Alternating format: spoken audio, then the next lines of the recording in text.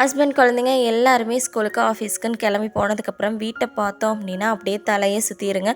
எப்பட்றா இந்த வீடு மொத்தத்தையும் க்ளீன் பண்ணுறது அப்படின்னு சொல்லிட்டு ஒரு யோசனை கண்டிப்பாக இருக்கும். நான் ஒரு சீக்ரெட் சொல்லிட்டு 1/2 மணி நேரம் மட்டும் போதுங்க, வீடு மொத்தத்தையும் பளிச்சுன்னு க்ளீன் பண்ணலாம். அதுக்கு நான் ஃபாலோ பண்ணுற சிம்பிளான டிப்ஸை இந்த வீடியோவில் ஷேர் பண்ணியிருக்கேன். ஸ்கிப் பண்ணாமல் பாருங்கள். வாங்க வீடியோக்குள்ளே போகலாம்.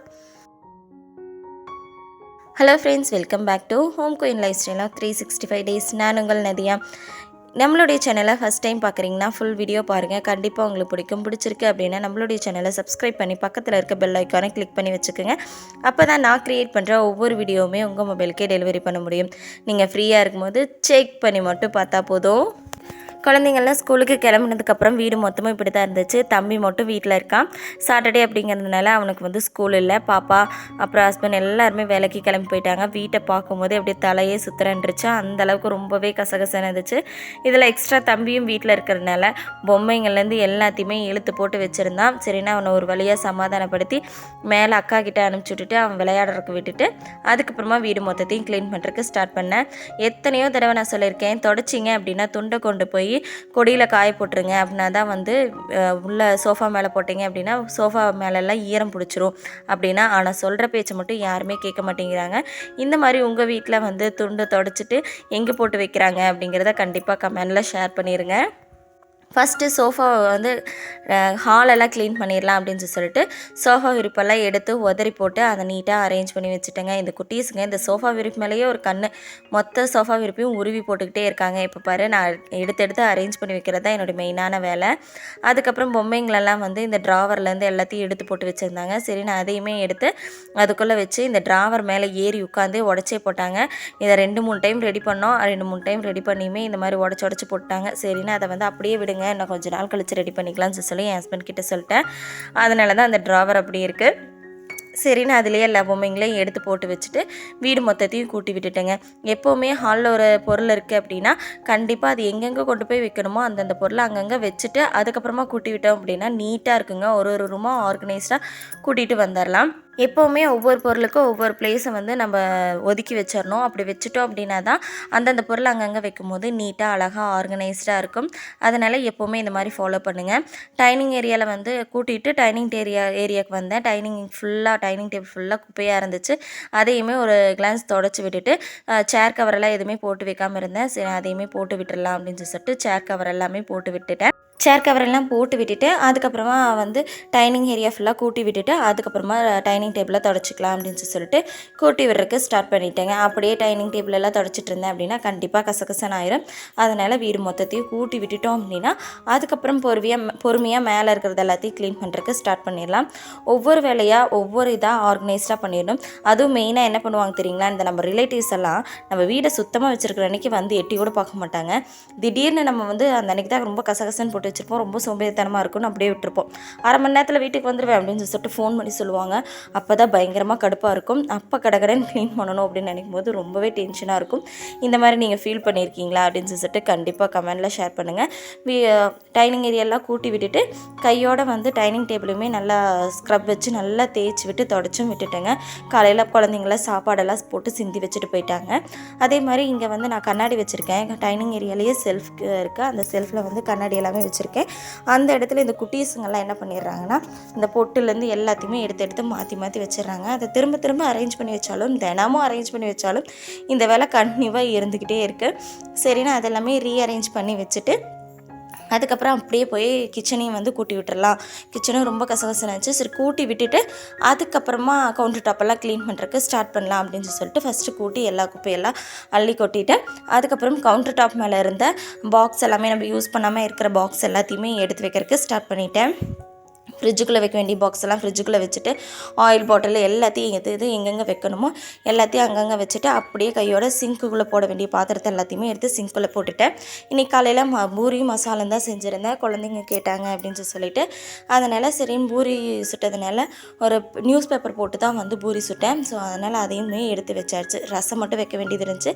லாஸ்ட் மினிட்ல ரசத்தையுமே வச்சு எடுத்துகிட்டு அதுக்கப்புறமா அடுப்பு மேலே கவுண்டர் டாப் மேலே இருந்த எல்லா டஸ்ட்டையுமே ரிமூவ் பண்ணிவிட்டு அதுக்கப்புறமா வந்து பாத்திரம் விளக்குறதுக்கு ஸ்டார்ட் பண்ணிடலாம் அப்படின்னு சொல்லிட்டு தான் நான் இப்போ சொல்கிறது டெய்லியும் ஃபாலோ பண்ணக்கூடிய சிம்பிளான வீடு க்ளீனிங் டிப்ஸ் தாங்க. நம்ம ரெகுலராக க்ளீன் பண்ணுறதுக்கு அப்படின்னு சொல்லிட்டு ஒரு சில மெத்தட் ஃபாலோ பண்ணோம் அப்படின்னா கண்டிப்பாக ரொம்பவே ஈஸியாக இருக்கும். அதனால் நான் எப்போவுமே இப்படி தான் நான் வந்து தினமுமே நான் இப்படி தான் க்ளீன் பண்ணுறேன். ஒரு அரை மணி நேரம் ஒதுக்கணும் அப்படின்னா தினமுமே வீட்டை க்ளீன் பண்ணிடலாம். நான் பாப்பா தம்பி இருக்கும் போதுலேருந்தே ஸ்கூலுக்கு போகாமல் வீட்டில் இருக்கும் போதுலேருந்தே நான் இந்த மாதிரி தான் நான் ஃபாலோ பண்ணி எல்லாத்தையும் செஞ்சிட்ருக்கேன். ஸோ அதனால் வந்து குழந்தைங்க வந்து ஒரு அரை மணி நேரம் தூங்குவாங்க. அந்த டைமில் மொத்த வீட்டையுமே நான் க்ளீன் பண்ணிவிட்டு அவங்களோட சரி கொஞ்ச நேரம் உட்காந்துட்டு வந்துடுவேன். இந்த குட்டீஸுங்களெல்லாம் நம்ம வேலையெல்லாம் முடிக்கிற வரைக்கும் தூங்குவாங்க. கரெக்டாக நம்ம வேலையை முடிச்சுட்டு கொஞ்சம் நேரம் படுக்கலாங்கும் போது குட்டீஸுங்களை எந்திரிச்சிருவாங்க. இந்த மாதிரி நீங்கள் ஃபீல் பண்ணியிருக்கீங்களா அப்படிங்கிறத கமெண்டில் ஷேர் பண்ணுங்கள். கவுண்டர் டாப் எல்லாம் கூட்டி விட்டுட்டு கையோடு வந்து கீழேயுமே கூட்டி விட்டு குப்பையை அள்ளி கொட்டிட்டேங்க. ஏன்னா நம்ம பாத்திரம் விளக்கும் போது தண்ணி கீழே சிந்துச்சு அப்படின்னா அது அப்படியே டெயில்ஸில் ஒட்டிடும். என்னோடது வந்து ஒயிட் டெயில்ஸ், அதனால ரொம்ப கசகசன்னு இருக்கிற மாதிரி இருக்கும். அதனால் வந்து எல்லாத்தையும் கூட்டி விட்டுட்டு அதுக்கப்புறமா பாத்திரம் விளக்குறதுக்கு ஸ்டார்ட் பண்ணேன். நான் எப்போவும் சொல்கிறது தான், பாத்திரம் விளக்கும் போது கொஞ்சம் ஆர்கனைஸ்டாக பாத்திரம் விளக்கணும். எப்படின்னா ஃபஸ்ட்டு தட்டுங்க, அதுக்கப்புறம் பெரிய பாத்திரம், அதுக்கப்புறம் சின்ன பாத்திரம் அப்படின்னு சொல்லி விளக்கணும். அப்படின்னா பாத்திரம் விளக்குற டயர்டே தெரியாது. கடன் பாத்திரத்தை விளக்கிடலாம். முடிஞ்ச வரைக்கும் பாத்திரத்தை கம்மியாக யூஸ் பண்ணுறதுக்கு பாருங்கள். அது எப்படி அப்படிங்கிறத நெக்ஸ்ட் வீடியோவில் கண்டிப்பாக நான் ஷேர் பண்ணுறேன்.